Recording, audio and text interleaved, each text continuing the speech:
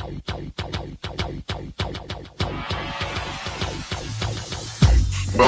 to the Odds Breakers, number one place for shared, sharp betting information.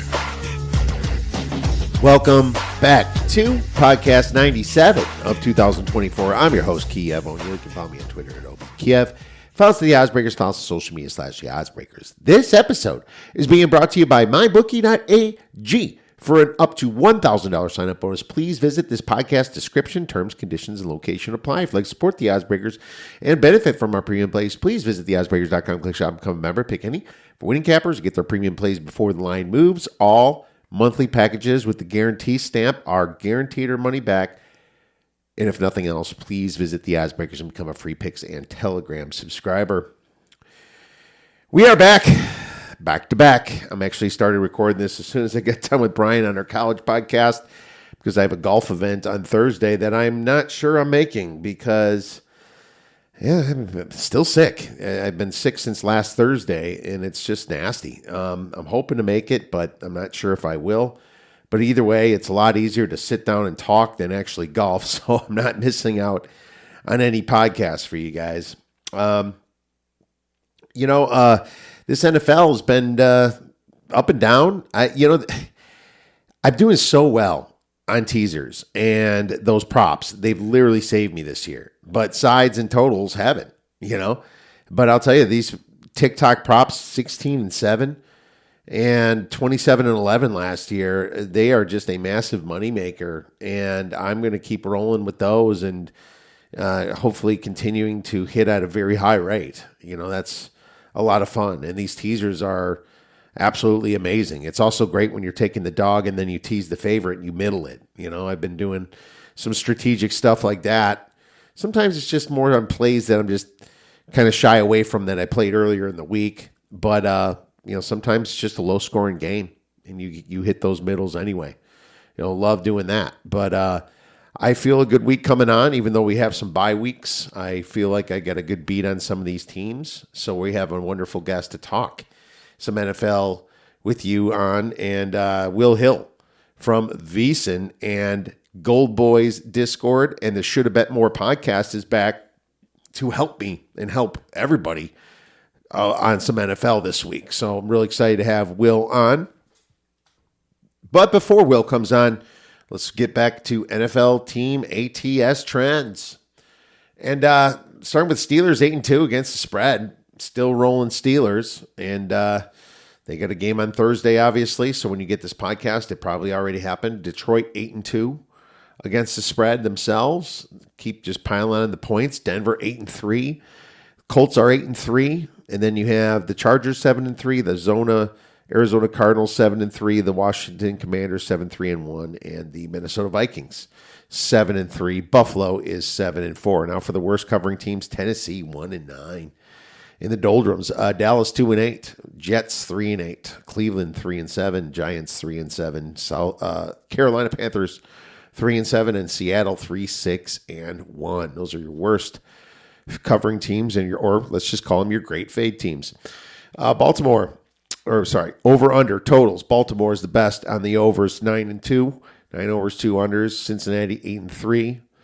Tampa Bay, Las Vegas, Carolina, all 7-3. And then Jacksonville, Buffalo, New Orleans, and Washington, all 7-4 to the over. Now for some unders. 3-8 for Houston Texans. So they've been going under a lot. LA Chargers, 3-7. Chicago Bears, 3-7. Minnesota Vikings, 3 over, 7 unders.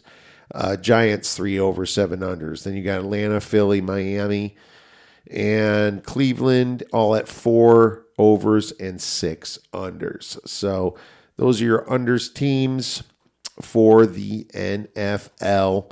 Feels like a lot of totals have been going over more often than not this year compared to the last couple of years. But hey, we have a lot of games to talk about and a lot to cover. So without further ado, let's bring on our wonderful guest, Mr. Will Hill from the Gold Boys Discord and the Shoulda Bet More podcast. Now I'm very excited to welcome back an amazing sports bettor podcast host, great friend of the show, Mr. Will Hill from Bear Bets, VSiN, and the Shoulda Bet More podcast. You can follow Will on X at not the Will Hill, thanks for coming back on the show, my man. You're everywhere, dude. I think I just turned on my podcast. It's funny. I was like counting the squares. I'm like, man, Will's on this. Man, how do you do it? Kiev, what's going on, man? Yeah, busy time of the year, and really, next week is the one where we always hear this as as bettors or whatever about a short week in football and short prep time. We're gonna have short weeks because all the podcasts we do on Wednesday, Thursday, it's all condensed. We have to do early in the week. That means we have to do our prep earlier and earlier in the week. So not that anyone wants to sit there and listen to us whine. We've got it pretty good, fun job, and really just I don't know how you feel. I'm sure you feel similar. One of my favorite times of the year, this whole week. The Thursday before Thanksgiving until that Thanksgiving weekend, you've got 10 straight days where you wake up on Thursday of this week. There's an 11 a.m. Eastern college basketball game. There's like 10 college basketball games during the day, 10 or 12. And that's a normal thing where there's just this next 10 days, there are sports on all day, all night, college football, college basketball, holiday tournaments, the NFL. It is a great time of the year. Oh, it's a wonderful thing, man. I saw your tweet and I was like, heck yeah, man. I'm very excited for college basketball be on during the day. And, it's kind of how they get ratings. It's like, there's people that are off for Thanksgiving week and, there's people sitting at home and want to watch some sports. And it's great for betting, great for our situation. Obviously, we can watch what we bet on. You have to have sometimes an ESPN Plus subscription, and most of us have that anyway. So we do that and watch as much stuff as we can and indulge. So, man, it is going to be awesome. I love the Thanksgiving week, and we have a lot to talk about and a lot of football. But, man, there's a lot of NFL coming on this weekend. 4 bye weeks, but still plenty of stuff going on. But, man, I always like to ask a question before we get into things. And what popped into my mind today, Will, you've always been really good at these type of props. I'm curious about the next coach to be fired, and I suppose Peterson's probably the obvious one, but do you agree with that or do you see another possibility out there? Yeah, there's some candidates because there are some bad football teams. But Peterson's the obvious one. McCarthy's not too far behind. Your guy Eberflus in Chicago can't feel like he's around for the long haul. They were better last week, and really, I mean, they're a couple plays away. I mean, they should have beaten Washington, fluke Hail Mary, as we know, and then the kick gets blocked. So as bad as they've been, and as bad as the perception is, much as they've gotten beaten up on, and some of it's fair. Not that far away from being a 6-4 kind of team. So life on the line, I'd probably go Peterson. McCarthy's not going to be there next year. Peterson's not going to be next year, and barring some miraculous run, Eberflus. So none of the three are going to be there next year. It's just, and I don't know if anyone offers these markets. Just a matter of, does the owner, does the GM want to fire the guy and get a head start? Is there any value in firing the guy now as opposed to the end of the year, which is, kind of a flip of a coin? But those three are the obvious ones where they're not going to be back. Guy like Dable is interesting. Will they bring him back? I would. I think he's a good coach. I think he does more with less. I just think he's been hamstrung, kind of handcuffed with a bad quarterback situation. They've just turned over coach after coach after coach. I think they finally got a good one, and he had a great first year. It hasn't been good since, but that's one that I wouldn't be shocked if he's fired, but I would think that's a mistake, and I actually think Dable will stay. Wow. Okay. It's so interesting. Like you made the point of, does your team get better? What's funny about Doug Peterson is why bother firing the guy that's going to get you the number 1 draft pick? It's like this guy's right there. Even if the team's not responding, what's it going to do? I almost think a team like the Bears position being 4-6 that could literally sneak in the playoffs if they won most of the rest of their games would make more sense just to get the locker room to do something. But the Bears do not do that. The Bears, for some reason, McCaskey is against firing a coach mid-season, and it's like, dude, you've been losing for 50 years. Why don't you try something different? Is what I say. Yeah. But Eberflus lost that game before the field goal kick. It was that's how he loses all his games. He doesn't win any games. He's more of a losing coach because he instilled the loss within the team. He's scared to go for extra yards because he's scared that they're going to throw a pick. And once you do that, you already lost. Even if they got that penalty of the guy running it to the center, he's missing the next kick. It's not going in. It's because the way he loses games, it's just extremely cowardly. But I wish it would be him. But I suppose you're right. It probably is Doug Peterson. He's the obvious one, and I don't think it is Dayball too. If something about Dayball that resonates. He is a better coach than his results. I do agree with that. I think that Daniel Jones and a few things on the defense last year was injuries. A lot of things haven't gone his way, Will. I mean, there's not a lot there. Now they have Neighbors. They have the running back Tracy. Looks like a good player.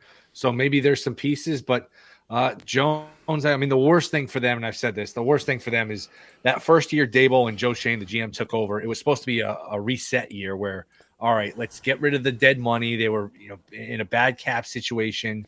They were a bad team. They weren't expecting much. That was supposed to be a year where you just clear the deck, clear the cap, get a good pick, and then rebuild from there. But they won. They won a bunch of fluke games. They won a bunch of close games. Then they got in the playoffs and they beat Minnesota, and they kind of talked themselves in. Oh, I guess we have to pay Daniel Jones. I guess we have to pay Barkley for a year. And they didn't reset things. They kind of, they went forward instead of backwards, and that's kind of reset them. That was completely fool's gold that year, and that really has set them back here, I think. I know you had that awesome bet on Daboll, and Doug Peterson was the next guy in the position. And they're both, and then now they're both on the chopping block. How ironic is that? NFL is not for long. The NFL stands for not for long. That's for sure. Oh, absolutely. Well, hey, let's talk a little bit about buy low, sell high here. It's such a interesting. It's just so interesting looking at the lines. I feel like the variance is so high in this NFL this year, and big teams are covering now lately. And, is there a team that kind of we're undervaluing a little bit? You look at some of these monster spreads. You got the Washington at 10.5. You got the Lions are always going to be favorites of 7 or more when even on the road, against the Colts are 7.5, let's start with buy low. Any buy low teams that you can think of? I'll take a chance on the Bucks plus 400 to win the division, just because Atlanta's played terribly here. Tampa didn't play last week and they made up ground. Tampa can make up ground this week if they can beat Tommy DeVito, which I think they can, and that line is up to 6. Yeah. And the look at the rest of the schedule, Atlanta's on a bye, and then when they come back, they play the Chargers, then go at Minnesota. They still play at Commanders. Tampa plays Carolina twice. They have a home game against the Raiders. They have a home game against the Saints. They have this week against the Giants. And they play the Cowboys right around Christmas in Dallas. Now they have one Charger game in there. There's a path here, and I think Evans is getting closer to returning. Mike Evans, the receiver. Mm-hmm. I think there's a path for Tampa to run down Atlanta. They're 4-1. I don't think that's a bad one. And if you want a little bonus one, I know they're a little teased. We've all, we've all been teased in our lives, and we just keep chasing the thing that we love, but it doesn't love us back. The Cincinnati Bengals are plus 350 to make the playoffs. They don't have a bad schedule. A lot of Titans and Steelers. I think there's a Browns game. There's a path here for Cincy. They can win any game. The problem is they can lose any game. So if you're looking for bang for your buck, those are two that might be interesting. As far as sell high here, you know what? I'll go with Pittsburgh. I was wrong about this team. I like their under. Everyone liked their under. The schedule's tough. But this is where, and I sound like a bad blackjack player who's just doubling down and tripling down. This is where the schedule gets really tough. After these Browns games, at Ravens, at Eagles, there's a Chiefs game in there. It's a really, really tough schedule. So I still think that it's a little smoke and mirrors when you look at the stats, the yards per play, net yards per play. Who goes 2-0 without scoring a touchdown? The rest of the league, I think I saw the stat today, is 2-20 when they don't score a touchdown. They're 2-0. So Pittsburgh, this might be the time to sell high. I don't disagree. I'm sure that bet that we took in the early season, Pittsburgh under 8.5, is completely torched by now, but it's still like one of those teams that I think overachieved a little bit. I think you picked a good one there. They still have a hard part of their schedule, and I know it's not Cleveland that's going to be the hard part, but they got Cincinnati and stuff. They got some teams coming up that they have to win. They got Kansas City on deck as well. Maybe even Buffalo. I have to double check, but they got some tough teams coming up. Yeah. Buy low. I don't disagree. I do hope that plus 400 with Tampa hits, because if you remember, I took Tampa on your show before the season at like plus 330. I was hoping that they would win the division, and then they got those 2 injuries that happened to their wide receivers, Godwin and Evans. But I'm rooting for that one, dude. I got you. Yep, absolutely. No, I would agree with you. And it's just, it's hard to trust Atlanta. That was somewhat predictable as someone who's a Vikings fan who knows Kirk Cousins.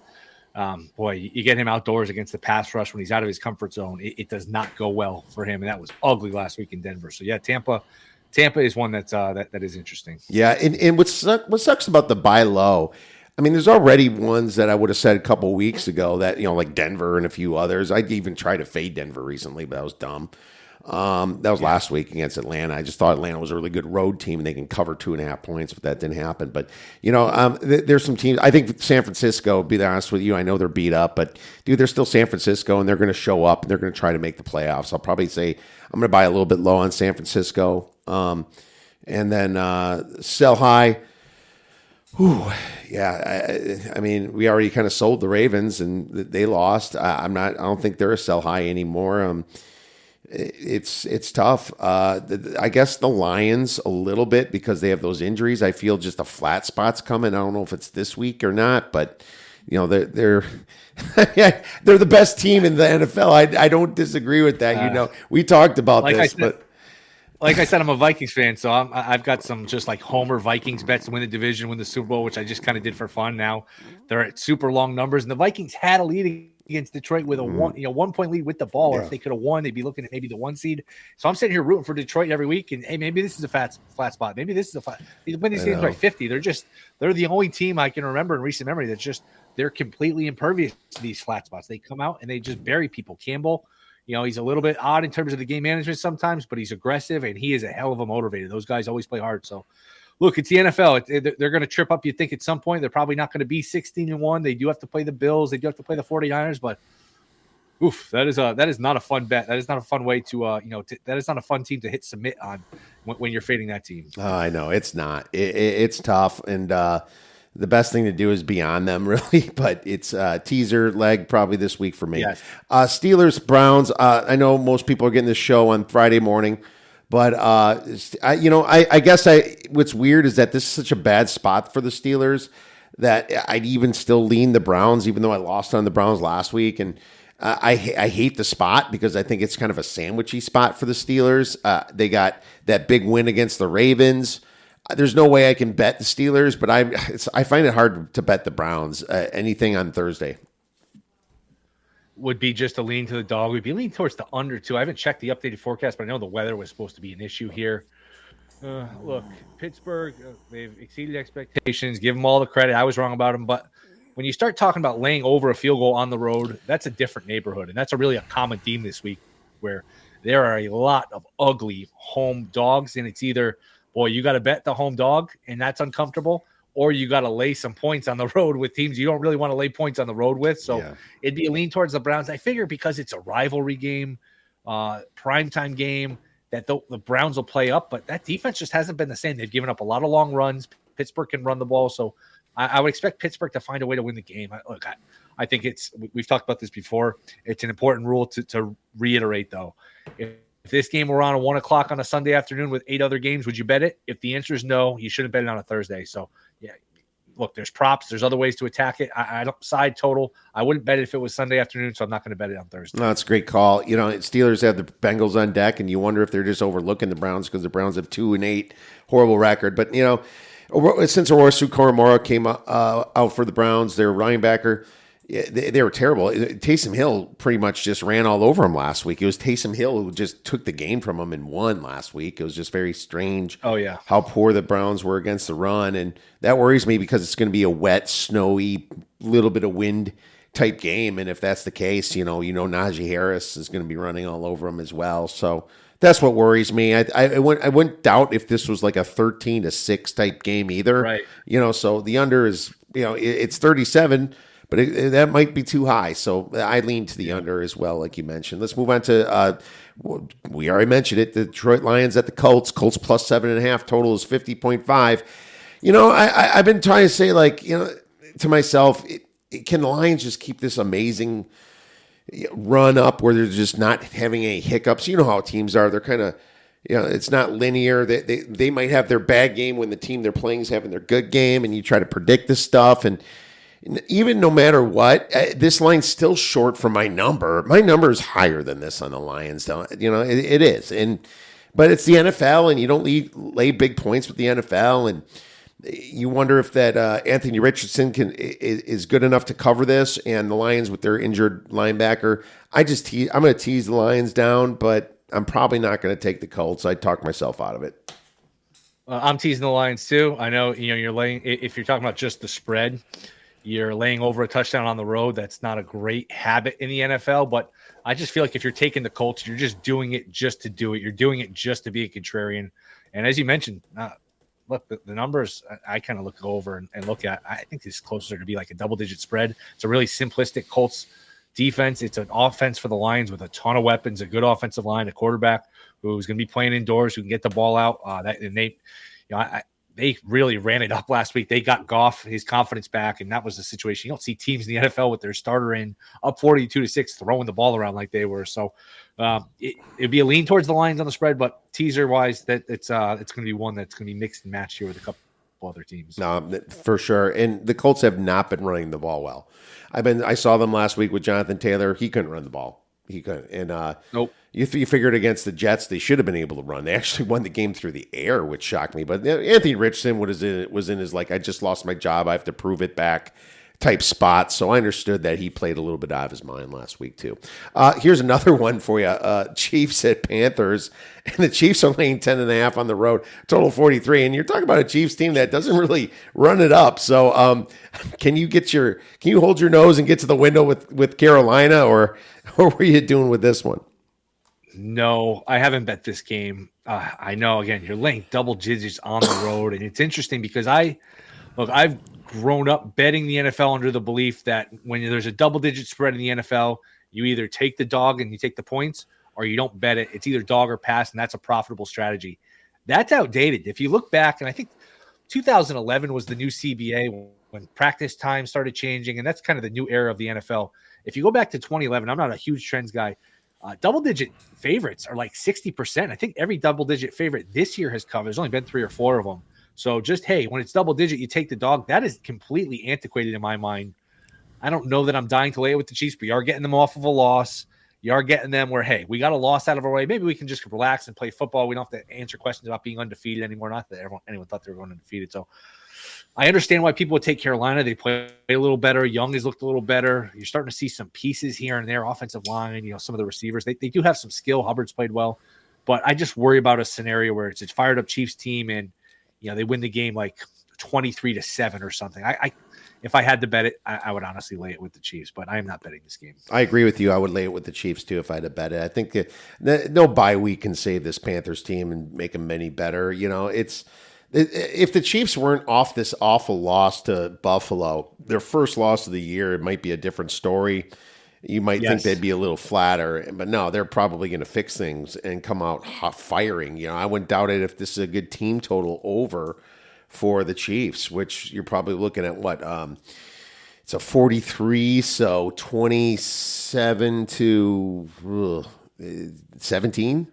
How about a Panthers team total under? I don't know what it is off the top of my head, but what do you think they'll give us on a team total? Because that might be the way to play it. I could probably look it up. It would be 17 because it's 10.5 and then 43, 27, 17, 27, 16. They'd probably do this, make it a 16.5 and make the over plus 100 or something is probably what they would do and give you under and the minus. Oh, boy. Yeah, they'd probably screw around like that.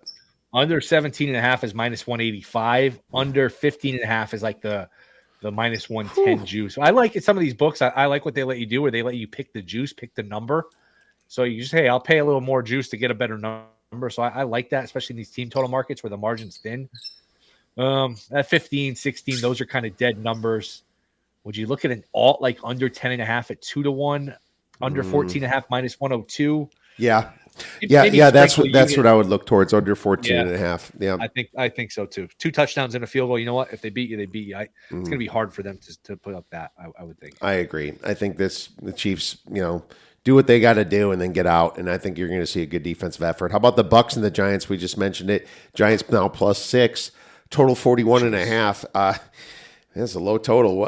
What do you think about Tommy DeVito, cousins of Danny DeVito coming in? He's worked some magic before, Will. Oh, this week stinks to high heaven. My goodness. I had a great feel for last week. I had a good week. I had a good feel for all the games this week. Oh my goodness. Like I said, you got to have an appetite to bet some of these. I want no part of the Giants. I don't think DeVito's a pro quarterback. I know he went 3-3. And ironically, kind of cost them a shot at Jaden Daniels, Drake May, because that took them out of the running. That dropped them to, I think, the 5th pick instead of like the 2nd or 3rd. But if you look back, his EPA in those 6 games, even the 3 wins, was awful. He's not a pro quarterback. I remember him from college. And the first couple times he was in the NFL, I said, wait, that can't be the DeVito from where did he play? Rutgers or whatever. Like, I was shocked he even made the league. I think it was Syracuse. Yeah, Syracuse. And then I thought maybe he transferred from somewhere else. He was bad in college, though. He went to Illinois. It's hard. Illinois. Yes, that's what it was. Illinois to Syracuse. It's hard to lay points with the Bucs on the road. Maybe a Giants team total under. It'd actually be a lean to Tampa because I don't know what you think about this, but the Giants are clearly kind of not only, let's bench Jones so we don't have to pay him.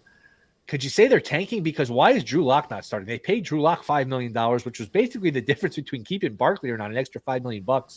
Now you're going to go with DeVito instead of Lock, who's the veteran, who's at least serviceable. I want no part of the Giants. It'd be Bucs or pass.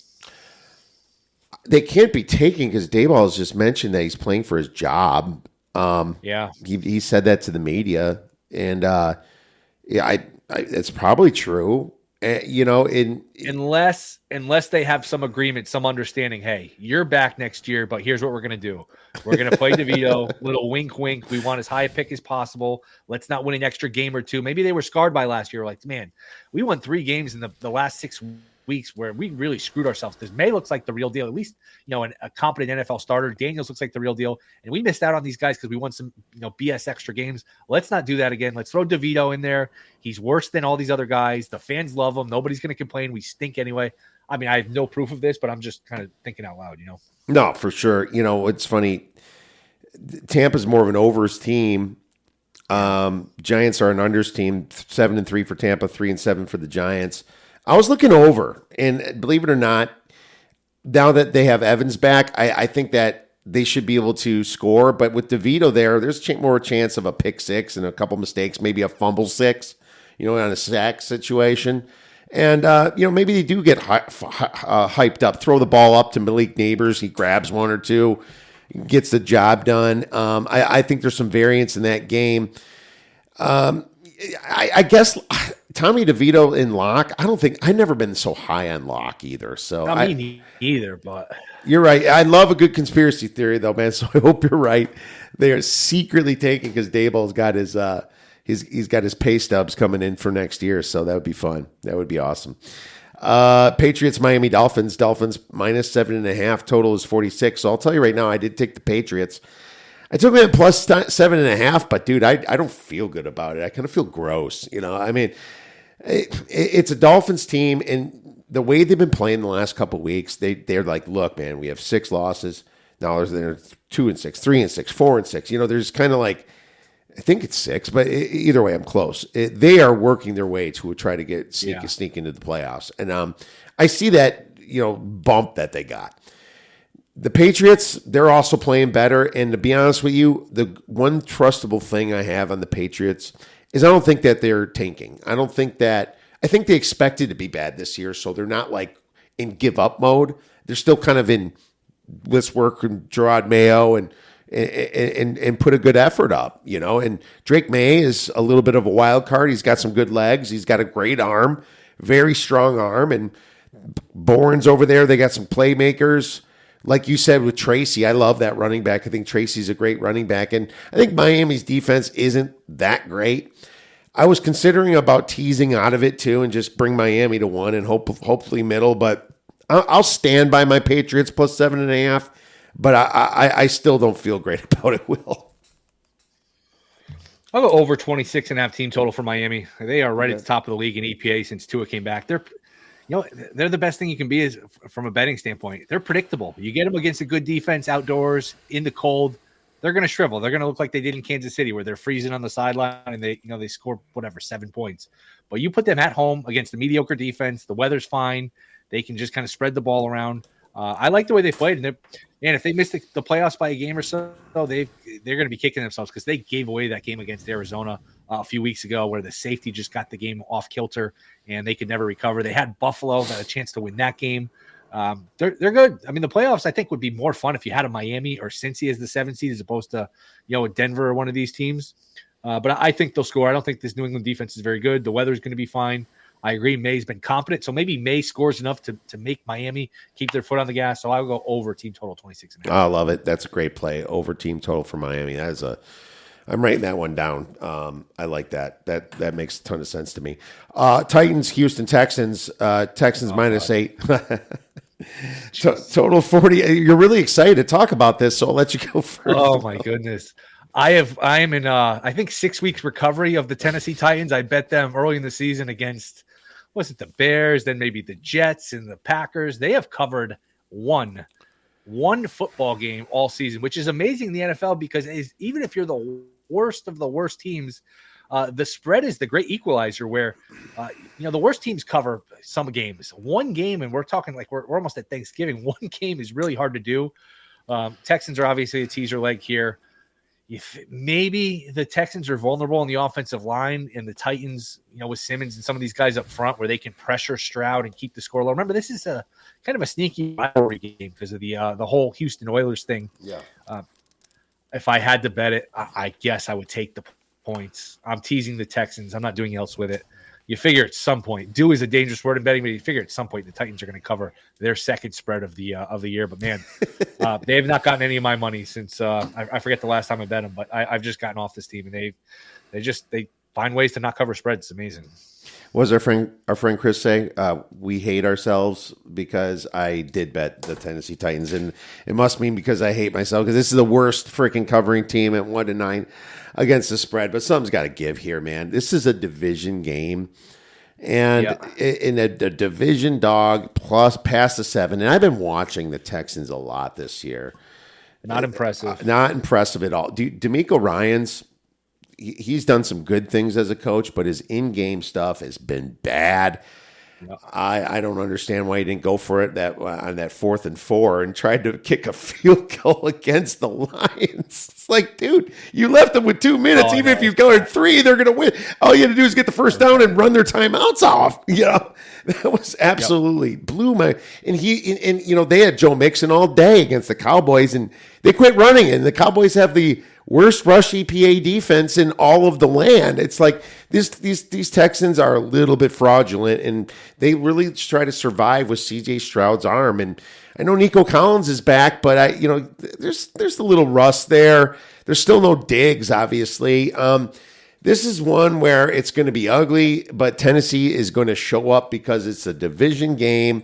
I don't know if it's the second division game, Will. Maybe it's the first one between the two, but I don't think they've played each other yet. Okay, it's the first one between the two, but 8 points is a lot. And the one thing at least I can hang my hat on with the Titans is their defense does show up. Their defense puts on a big effort. Sometimes a couple explosive plays happened the last week or two, and that's how they not covered. The Vikings got them on a massive play to Addison, I think. But if they can just stop that a little bit, they can sneak into this one. So I'm taking it at plus 8.5. Have fun, man. Enjoy. We hate ourselves. All right. Here's another hate game. The Cowboys at the Commanders. This is up to like 10.5 now on DraftKings, Will. Total 45.5. I'm going to tell you, I listened to a lot of shows today and yesterday, and a lot of people are in the Commanders, man. I can't say I disagree, but once again, division game. What is your thoughts? Jeez. Again, this is one of the uglier weeks I can remember in a long time because are we really in the position where we're laying double digits with this Commander team who has regressed, shown some flaws? I can't do it. If anything, I would take the points here. I wouldn't feel great about it. How bad must Trey Lance be that he can't get on the field over Cooper Rush? But, the Kingsbury regression is real. I think he, for whatever reason, he fades in the second half of the season, whether he doesn't have enough plays or his tape becomes too predictable. I'm not smart enough to diagnose what the issue is, but I can't get to 10.5 with Washington. I think this is inflated. If I had to bet it, I'd take Dallas, but I have not bet this game. I don't know if you have. No, I have not, and I am not going to. I talked myself out of the Commander's side because of what you just said there with Cliff Kingsbury. I think he does fade a little bit at the end, and I also think even though the Cowboys are a shell, they still have a couple stars there that could disrupt. Parsons, they still got CeeDee Lamb. Tolbert's really fast. I mean, can Cooper Rush just have a semi-competent game, not throw pick six? And that Commanders defense is a little fugazi. I think that, they get by being ahead of teams a lot. Yeah, I'm not touching it. I think I'm going to stay away from this. Now, here's one. It's dangerous with a lot of these teams too that are out of it. We know the coach is going to be fired. The record's bad. It's around the holidays. So they're distracted. Like, do you get a full effort out of Dallas? Or do they come in here and they're fired up and they keep this game close and it's a 3-point game with 6 minutes left? Or is this just like, 37-10 and they just never show up? They never get off the bus and they've kind of half quit. It's hard. I mean, we can do all the handicapping and look all the numbers, but there's a human effect here where it's hard to know if we're going to get a full effort of, hey, we were 12 wins 3 years in a row. We were supposed to be, a deep playoff team. Our season's over, and they just kind of mail it in. I don't have the answer. It's hard to know. That's so true. And when it comes to backdooring things, that's a big part of it. I mean, if the Cowboys are in this game, they're going to give a full effort the whole game. But all of a sudden they get jumped. They're down 14 points. Yes. That's when they can give up. And that's the problem. Almost live betting in these situations might even be a little bit better. Bears hosting the Vikings, and these are the loser Bears. But these losers covered for people last week against the Packers. They should have won the game outright. But here's another situation where you have a division game. You have a home dog here in the Bears. Holy cow, is it gross. Total 39. But, man, do you really want to lay points with Darnold here in his third road game in a row? We'll break it down. I'd be leaning towards the Vikings. I just don't like the matchup. And I'm not in love with laying points on the road with Darnold. The matchup, though, of Brian Flores against Caleb Williams, a rookie quarterback, I think could be a disaster. There's so much disguising. It's so complex. Guys are coming and going. And, this guy looks like he's blitzing, but he's dropping back. This has disaster written all over it. I don't play this market a lot, but I'll be looking for it. Maybe it's up now. Will there be a defensive touchdown? I know it's usually around 2-1 plus 250. This could be a game with Darnold, and we've seen him being mistake prone recently. Caleb Williams against Flores. You could see a pick six. You could see a fumble return for a touchdown. Maybe even sprinkle a little, Minnesota defense to score the first touchdown. That'll probably be in the 25-30-1 range. So maybe you look at derivatives here. I want to fade Caleb Williams versus Flores. Maybe you look at Caleb Williams passing yards under. So this is one where props would interest me more because I do like that matchup. The side, the total, again, it would be just a lean, but I do think there's some meat on the bone in terms of the props, the derivatives. Oh, I love it. Defensive touchdown. Great thought on that. I'm going to write that. I wrote that down. That's going to be fun to play. Yeah, absolutely. A little beer bet or something on that. Maybe that's going to be your beer bet banger for later. So that's pretty fun. I'm passing on this one. I think the Vikings should be 5 or 6 point favorites, but they're not. They're 3.5, and they're 3.5 for a reason. And it's just hard to gauge what these Bears are, too, because I don't think that they like their coach at all. As a matter of fact, I think that I think I'm getting a little slower internet here. I think that they might be quitting on Eberflus at any point. So I wonder how that's going to go into fruition here if they possibly did quit on Eberflus. Let's move on to the Denver Broncos versus the Raiders. And the Raiders are +6. The total's 41. Well, I bet this early in the week, Denver -4.5. It's at 6 now. I would have said, yeah, I kind of like Denver, even though I'll tell you this, the Raiders have been my crutch. If I bet on them, I lose. If I bet against them, I lose. And this is like over the past 3 years or so.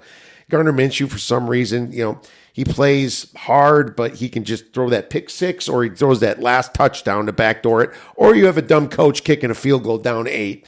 And messing everybody's spread bet up, yet losing the game by 5. So that could happen too. It's not a play at 6 for me. What about you? Not a play for me either. Total coaching mismatch. Sean Payton, who's he's proven again. It wasn't just Drew Brees. He's a good coach. I think a lot of us owe him an apology, me included. Where I never said he was a bad coach. I just thought the way he acted, how arrogant he was. I think it rubbed a lot of people the wrong way. But he's a really good coach. Antonio Pierce is not a good coach. That being said, 6 is a hell of a lot of points for a Bronco team who's still – I know they were impressive last week. They don't score a ton of points. I just don't know how the Raiders score. Maybe a Raiders team total under. Maybe a Minshew under passing yards or Minshew under attempts because from the whispers you hear, Desmond Ridder, he entered the game a couple weeks ago. Minshew's kind of on a short leash there, so maybe you get lucky. And if Minshew doesn't play well against this Bronco defense that's number 1 in the league, yards per play, a lot of these categories, maybe they pull Minshew. So maybe some unders on Minshew, but no play on the side of the total. All right, no play on the side and the total. Let's move on to The Arizona Cardinals at the Seattle Seahawks. Arizona's -1. It's close to pick 'em, though. -112. Let's just call this a pick 'em. Total is 47.5. Well, I like the Cardinals. I'm not going to stop betting the Cardinals. I've been betting them for a while now. I could not believe that Jets were favored against them. I was like, are you serious? Amazing. I made it a best bet. I'm not getting off this Cardinals. They're a very close team to me, being I'm in Arizona, and I know some people that work in the organization. They're fighting hard. They're motivated. They're confident. They have some great receivers. McBride's a beast. I mean, Marvin Harrison Jr., they're just playing with a lot of confidence right now. And so is Kyler Murray, saying all the right things. Seattle's kind of coming off a big win against San Francisco, a little bit of a letdown spot. And there's good Geno and there's bad Geno. This is time for a bad Geno spot. And last week was more about San Francisco playing it too careful and just allowing the whole 4-down territory to get out to win that game last week. Plus with Nick Bosa being out. Yeah, man. I'm betting Arizona. I'm betting them at Pick'em, and until I lose, I think that they're an underrated team. Will. Totally with you. I like Arizona here, and I think they're underrated. And we talked about them, I think, in the spring or the summer about one of our teams that we both thought was underrated. They held their own against a really tough first 6-8 weeks of the schedule. Where hey, you look at yards per play allowed, yards per play gain. They're kind of average. They break even, but when you're doing that against the schedule they were doing against, you have to really bump them up. And just look at who they played.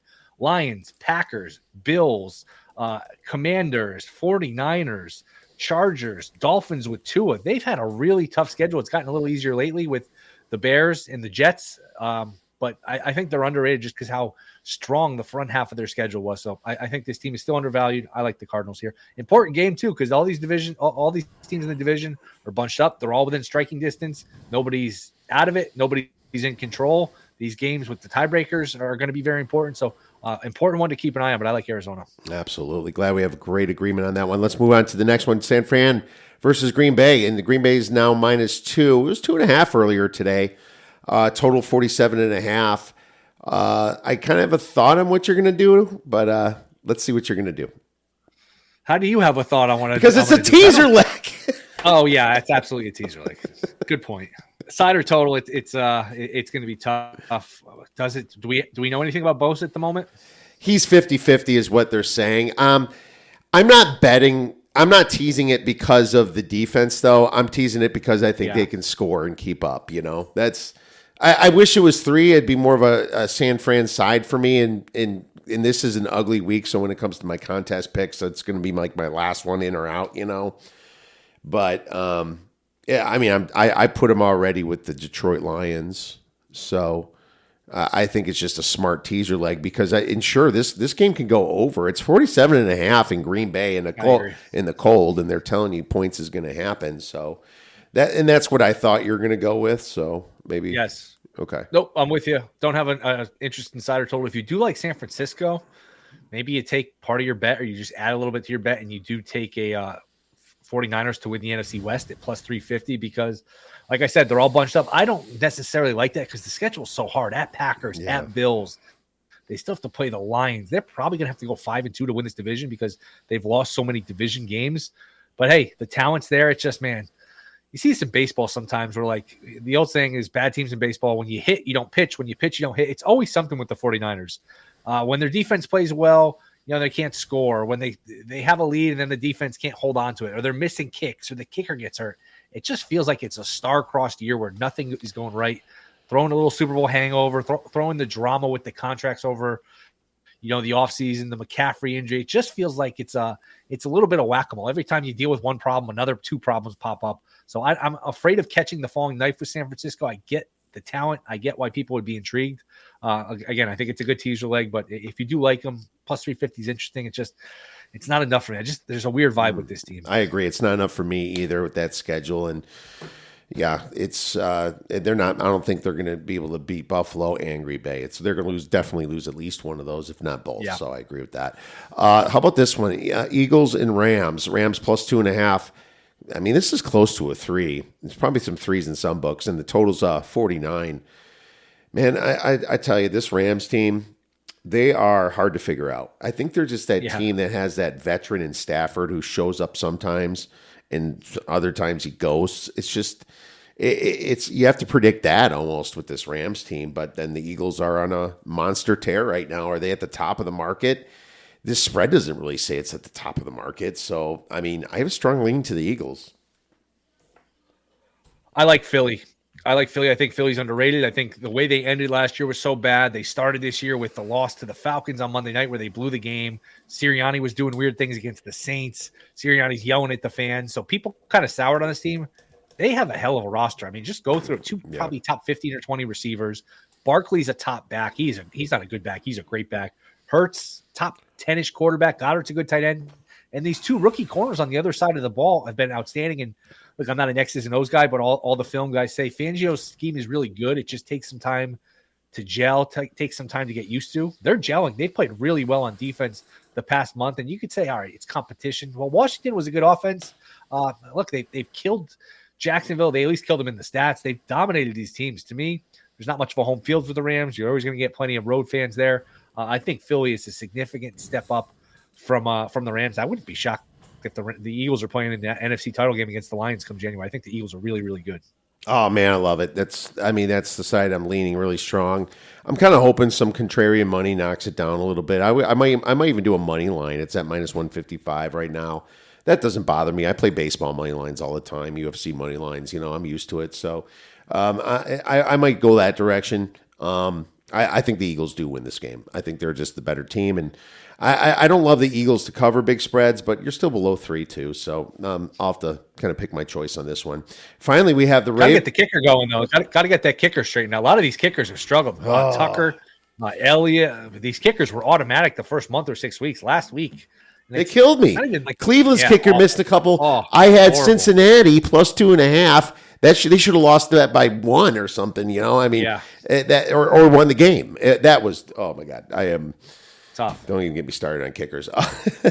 Ravens versus Chargers. Chargers plus 2.5. Total 51. I have a play on this, but I'm gonna let you go first. See if we line up. I'm afraid to fade the Ravens off of the loss, but I'll take the 3. I like this Chargers team. I think they're almost in the same boat as the Steelers, where we all assume they're a playoff team, and it's kind of like, hey, they're in the car. They're going to make the playoffs. They're definitely in the car, but they're in the back seat. You kind of have to wonder, can you move them up to the front seat with the Ravens and the Chiefs and the Bills of the AFC, because they've got a good offensive line. They've got a defense that's playing well. I've always been a Herbert fan, and boy, he's an odd duck, but that Jim Harbaugh is one hell of a coach. They are maybe not this year, but all they need is skill guys, and skill guys are pretty easy to come by. They are a monster in the making here. They have a bright future, a coach, a quarterback, an offensive line. There's a lot to like about this team. I'll take the 3 if I had to, just because, like I said, Tucker, he went from being automatic, and it's one of the strangest downturns you're ever going to see. It's not like he's 45 years old. He's 34, and he went from he can't make it, he can't miss to he can't make. And that's a major issue, because what do you do on the 3rd and 2, the 4th and 1? It throws a whole wrench into your game plan here. And those misses are key. They killed him last week. So it'd be a lean towards taking the 3. I'm curious what you think. I took the 3. I took it at minus 110. We'll call it 3 right now, because on FanDuel it's at minus 120. So we'll call it a 3 for both of us. This is a Super Bowl revenge spot still, believe it or not. Jim wants this game. And I think Jim's a better coach than John. I do. I've seen John make some boneheaded mistakes. I think that Super Bowl, you could have called that penalty or not. That would have been a completely different story in the win. Obviously, swallow your whistles, whatever. But Harbaugh's got this team going. He is proven that he can coach these guys up. He's changed Herbert into a star. And now they got some wide receivers like Johnson just catching the ball. Great routes. How about Ladd McConkey out there, man? Freaking used to play for Georgia, won championships at Georgia. Now he's playing for Harbaugh and just having a fantastic year, man. This is a very, he gets rid of his receivers, right? The Bears don't hire Harbaugh. They buy receivers. Yeah. They suck. Harbaugh is one of the best coaches out there. Yep. 3 points is way too much. And I might even think that the wrong team might even be favored in this one. This is seriously a play for me at 3. It's one of my best bets for the week. I know Denzel Perryman's a little banged up, but so is Roquan Smith. Roquan Smith might miss this game. And if that's the case, guess who's thinking revenge? J.K. Dobbins, Gus Edwards. You got two guys that played for the Ravens that saw Derrick Henry go over there, and they're definitely going to want to get some revenge. The Ravens are terrible against the pass. One of the worst teams in opponent drop back success rate and drop back EPA. They're giving up a ton of yards on the pass, 28th in drop back EPA. And Harbaugh can scheme, and he's going to get these guys going. He knows how to stop Lamar. Yeah, dude, this is a no-brainer for me. I'm taking the Chargers. It'll be a contest play too. I wonder if you gave the Chiefs true serum. I know Worthy's an explosive player. Wouldn't McConkey and his just reliability and route running on the Chiefs, wouldn't that be a better fit? I think about this stuff sometimes. No, that's a great point, man. Absolutely. I totally agree with that. I think that, he's a starter. He's like the number one out there. Quentin Johnson and Josh Palmer are also definitely not no slouches. And Will Dissly's catching everything. He's been a great tight end. Caught the first touchdown last week. Yeah, man. Harbaugh does it with nothing. And, Khalil Mack will be back eventually. He's questionable for this week. Joey Bosa, believe it or not, is playing a third down. So it's like, wow, you're not hurt, Joey Bosa. It's kind of amazing to see. But no, he gets the best out of his players, and I love it. But this kind of brings us to beer bet bangers, and you know what? I decided to take this, and you can call me crazy at the end. I took the Chargers to win the AFC at plus 1,300. Ooh. Plus 1,300. Now, I don't think they win the division. I think they'll come up one game short, so they might have to limp in. But if they do win the division, that'd be great. They still have to go to KC. But I think that this team can beat anybody. And once they beat the Ravens this week, this thing's going to drop to plus 800 or worse. I think that there's so much choke in guys like Lamar Jackson when it comes to the playoffs and guys like Josh Allen. I'm sorry. I love Josh Allen. He's the MVP of the year. I agree with that, but he chokes in the playoffs. Let's find a team that's not going to with a great coach. 13-1 on the Chargers is my beer bet banger. I like it. I think it's interesting. Coach, you got a quarterback. I like that one. I will go with Bucks plus 400 to win the South for all the reasons I mentioned. They have an easy schedule. They have a very easy schedule. Falcons have a tough schedule. I don't trust Cousins. I don't trust Atlanta. No pass rush.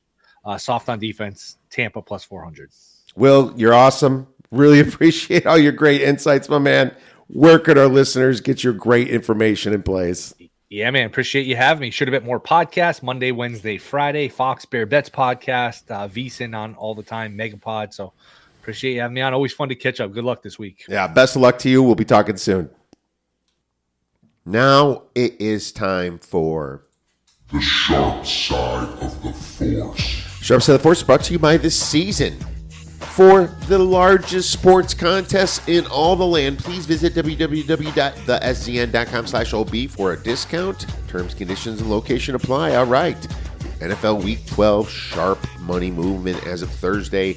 Sharp money on the Chiefs, -9 to -10.5 at the Panthers. 74% of the tickets, 77% of the money. Sharp money on the Commanders, -9 to -11, hosting the Cowboys. 71% of the tickets and 83% of the money. Sharp money on the Buccaneers, -4.5 to the -6 at the Giants. 79% of the tickets and 92% of the money. Sharp money on the Broncos, -4 to -6 at the Raiders. 80% of the tickets and 90% of the money. Sharp totals. Steelers versus Browns under 40 down to 37. 17% of the tickets and 42% of the money. Sharp money on the Vikings versus Bears under 44 to 39.5, 15% of the tickets and 61% of the money. Sharp money on the Titans versus Texans under 46.5 to 40.5, 20% of the tickets and 60% of the money. And sharp money on the Ravens versus Chargers over 47 to 49, actually 50.5, 69% of the tickets and 74% of the money. For a little recap, our wonderful guest, Will Hill, likes Miami's team total over about 26.5. He likes the Cardinals. He likes the Eagles at -2.5. Cardinals are at pick'em, by the way, and he likes the Chargers at +3. Bucks to win the division at +400 is his beer money banger. And for me, the Patriots +7.5. The Titans +8.5. The Cardinals at pick'em as well, and the Chargers at +3 also. Now, it is time for our Refuse to Lose teaser, which I already mentioned. We're taking the Lions And the Lions are going to go down to -1, 1.5, depends upon the book you're at. And the 49ers all the way up to +8.5. You know, I think the Niners do not get blown out by the Packers. I think it's a close game. And I think the Lions win. I'm not sure they'll cover that big spread at the Colts. They might. They've been covering machine at 8-2 this season. But I think the Lions win, and I think this is a very solid teaser for your weekend pleasure. We are 8-3 on Refuse to Lose teasers. Come on, don't bullshit me. All right. Well, thank you so much for listening to this podcast. If you have any questions for us, feel free to tweet us at The Oddsbreakers. Email us at info@theoddsbreakers.com. We have a huge show for next Tuesday/Wednesday. Chris Felica's coming on. We're going to talk a little college football. I'll do NFL solo, most likely. Prepare you for your Thanksgiving weekend. I hope that you enjoy this weekend, all the games, as well as all the college basketball. We can't forget about that. And go get some winners.